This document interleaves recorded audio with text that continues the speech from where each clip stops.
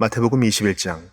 그들이 예루살렘에 가까이 와서 올리브 산기슭에 있는 벳바게에 이르자 예수께서는 두 제자를 보내시며 그들에게 말씀하셨습니다. 너희는 저 건너편 마을로 가라. 거기에 가면 나귀 한 마리가 나귀 새끼와 함께 묶여 있을 것이다. 그 나귀들을 풀어서 내게로 끌고 와라. 만일 누가 너희에게 무슨 말을 하거든 주께서 필요로 하신다 하고 말하라.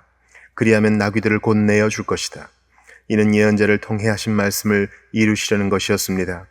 시온의 딸에게 말하라. 보라, 너희 왕이 너희에게 오신다. 그분은 겸손하셔서 나귀를 타셨으니 어린 나귀, 곧 멍에 매는 짐승의 새끼다. 제자들은 가서 예수께서 시키신 대로 했습니다. 그들은 나귀와 나귀 새끼를 끌고 와서 그 등 위에 자기들의 겉옷을 얹었습니다.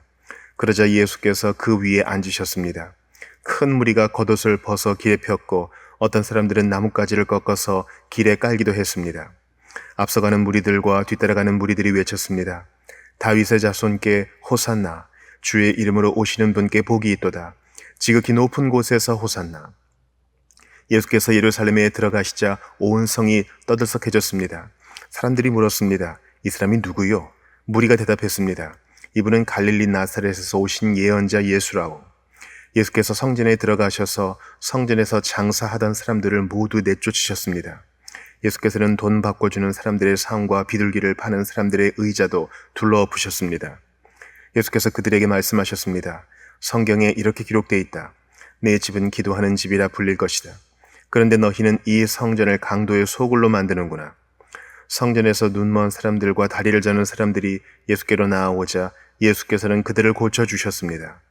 그러나 대제사장들과 율법학자들은 예수께서 행하신 놀라운 일들과 어린아이들이 성전에서 다윗의 자손께 호산나 하고 외치는 것을 보고 화가 났습니다. 그들이 예수께 물었습니다. 이 어린아이들이 무슨 말을 하는지 들립니까? 예수께서 대답하셨습니다. 물론이다. 너희는 주께서 어린아이들과 젖먹이들의 입에서 찬양이 나오게 하셨다 하신 말씀을 읽어보지 못했느냐?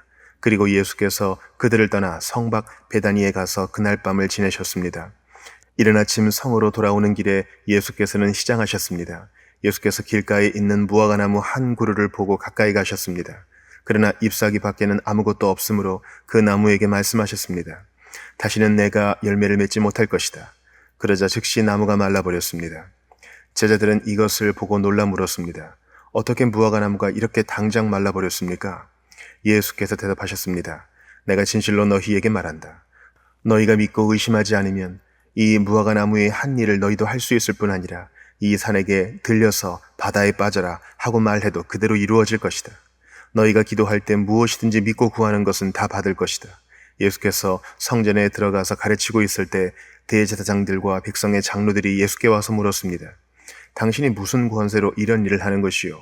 누가 이런 권세를 주었소? 예수께서 대답하셨습니다. 나도 한 가지 물어보겠다. 너희가 대답하면 내가 무슨 권세로 이런 일을 하는지 말해주겠다. 요한의 세례가 어디서 왔느냐? 하늘로부터냐? 아니면 사람으로부터냐? 그들은 이것을 두고 서로 의논하며 말했습니다.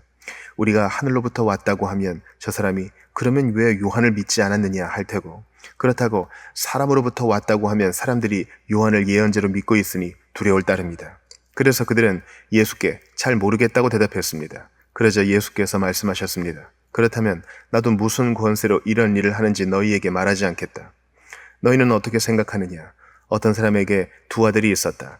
그 사람이 맏아들에게 가서 얘야 오늘 포도원에 가서 일하여라 하고 말했다. 맏아들은 싫습니다 라고 대답했지만 그 뒤에 그는 뉘우치고 일하러 갔다. 그 후 아버지는 둘째 아들에게 가서 똑같이 말했다. 둘째 아들은 예 아버지라고 대답만 하고는 가지 않았다. 두 아들 가운데 누가 아버지의 뜻을 행했느냐? 그들이 대답했습니다. 맏아들입니다. 예수께서 그들에게 말씀하셨습니다. 내가 진실로 너희에게 말한다. 세리나 창녀들이 너희보다 먼저 하나님 나라에 들어갈 것이다. 요한이 너희에게 의의 길을 보여주려고 왔는데 너희는 그를 믿지 않았지만 세리들과 창녀들은 그를 믿었다. 너희는 이것을 보고도 여전히 회개하지 않고 그를 믿지 않았다. 또 다른 비유를 들어보라. 포도원을 만든 집주인이 있었다. 그는 포도원 둘레에 울타리를 치고 땅을 파서 포도즙 짜는 틀을 만들고 망대를 세웠다. 그리고 어떤 농부들에게 포도원을 세주고 멀리 여행을 떠났다. 수확할 때가 가까워지자 주인은 열매 소출에 얼마를 받기 위해 자기 종들을 농부들에게 보냈다. 그 농부들은 종들을 붙잡아 하나는 때리고 다른 하나는 죽이고 또 다른 하나는 돌로 쳤다. 그 후 주인은 다른 종들을 처음보다 더 많이 보냈다. 그러나 농부들은 그 종들에게도 똑같이 대했다. 마침내 주인은 그들이 내 아들은 존중하겠지 라며 자기 아들을 농부들에게 보냈다. 그러나 농부들은 그 아들을 보자 자기들끼리 수군거렸다. 이 사람은 상속자다. 가서 그를 죽이고 그의 유산을 빼앗아 버리자. 그래서 그들은 아들을 붙잡아 포도원 밖으로 끌어내 죽이고 말았다. 그렇다면 포도원 주인이 돌아와서 이 농부들에게 어떻게 하겠느냐? 그들이 예수께 대답했습니다. 주인은 그 악한 사람들을 처참히 죽이고 제때에 소출의 열매를 바칠 수 있는 다른 농부들에게 포도원을 내어줄 것입니다. 예수께서 그들에게 말씀하셨습니다. 너희가 성경에서 이런 말씀을 읽어보지 못했느냐? 건축자들이 버린 돌이 머릿돌이 됐다. 주께서 이렇게 하셨으니 우리 눈에 놀라울 뿐이다. 그러므로 내가 너희에게 말한다. 하나님 나라를 너희에게서 빼앗아 그 나라의 열매 맺는 백성에게 줄 것이다. 누구든지 이 돌 위에 떨어지는 사람은 산산조각이 날 것이며 이 돌이 어느 사람 위에 떨어지든지 맞는 사람은 가루가 될 것이다. 대제사장들과 바리새파 사람들은 예수의 비유를 듣고서 그것이 자기들을 가리켜 하시는 말씀인 줄을 알아차렸습니다.